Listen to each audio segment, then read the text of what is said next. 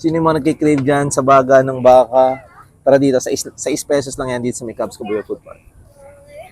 Kaya pala malinaw, gawa ng Correct. Mga basic meron tayo dito nakita. Siyempre yung paborito natin, yung 3-4 dati. Tatanong natin kung magkano dito. Sir, ito ba yung 3-4 dati?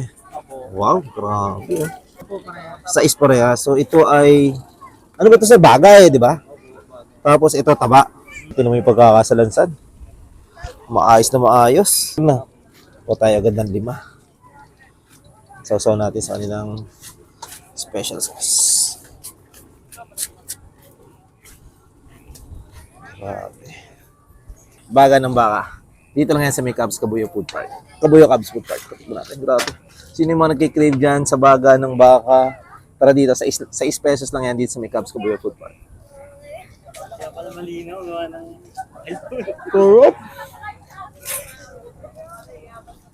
Panalo. Masarap yung baga. Treat mo rin natin. Hindi mo na din agad. Ay, sorry sir. Hindi mo na din agad nito. Duited to sir, ano? Duited ng baka. Sausaw natin. Ito masarap dito sir, no? Sausawan no? So pag sinausaw nyo, huwag nyo na ibalik.